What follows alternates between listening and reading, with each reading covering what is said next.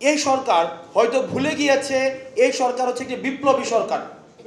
আমরা তাদের পদক্ষেপের মধ্যে আমরা এখনো পর্যন্ত এই জিনিসটা বুঝতেই পারি না, বা এই সরকারই হয়তো বুঝতে পারে না তারা একটি বিপ্লবী সরকার।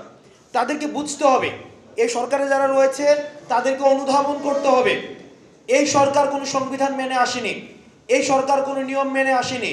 সুতরাং এই ফ্যাসিবাদ ব্যবস্থা বিলোপ করার জন্য সংবিধানের দোহাই দিয়ে, কোনো নিয়মের দোহাই দিয়ে আবার যদি সেটাকে প্রলং করার চেষ্টা করে, তাহলে সেটা পুরো জাতিকে আবার হতাশ করবে। এই সরকার প্রতি স্টেপের মধ্যে আমরা প্রত্যাশা করেছিলাম ফিল করবে এই সরকার হচ্ছে একটি বিপ্লবী সরকার, কিন্তু এতদিন পর্যন্ত আমরা প্রত্যাশিত কোনো ধরনের, আজকে হচ্ছে 5ই সেপ্টেম্বর, আজকে কিন্তু এই সরকারের 2 মাস হয়েছে, আমরা এখনো পর্যন্ত ওই ধরনের প্রত্যাশিত কোনো ধরনের স্টেপ দেখিনি যেটির মধ্য দিয়ে প্রমাণ হয় যে এই সরকার একটি বিপ্লবী সরকার।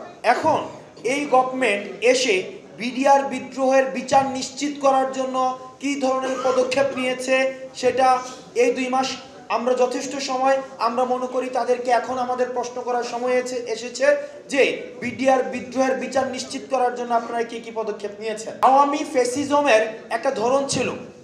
2009 সালে যখন এই গভর্নমেন্টটি গঠন হয়, আওয়ামী ফ্যাসিজমের আমি একটা রিপোর্ট পড়ছিলাম গত কিছুদিন আগে, সেখানে ওয়ার্ল্ড ডেমোক্রেসি ডাইভার্সিফিকেশনের একটা রিপোর্ট বের করে সেখানে বলা হয়েছে পৃথিবীতে বিভিন্ন জায়গায় সংবিধান বিলুপ করার পরে এবং সেনা শাসন কায়েম করার পরে যেই ধরনের ফ্যাসিজমের উৎপত্তি ঘটে, শেখ হাসিনা সংবিধানকে কায়েম রেখেই তার চেয়ে আরো কঠিন ফ্যাসিজমকে উনি বলবৎ করতে পেরেছিল।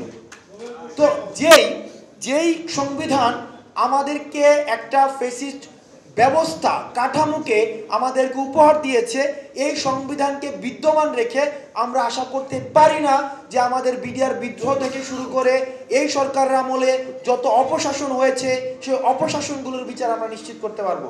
সুতরাং দ্রুততম সময়ের মধ্যে আমাদের যে বিদ্যমান যে সংবিধানটি রয়েছে, এই বিদ্যমান সংবিধানটিকে বাতিল করে দিয়ে সংবিধান অবশ্যই আবার পুনর্গঠন করতে হবে। আমরা বিভিন্ন জায়গা থেকে শুনি যে উনি টুক করে দেশে ঢুকে যেতে চান, উনি প্রাইম মিনিস্টার ইন এক্সাইল। এখনো পর্যন্ত উনি দাবি করছেন উনি হচ্ছেন প্রাইম মিনিস্টার ইন এক্সাইল, ওনার স্ট্যাটাসটা।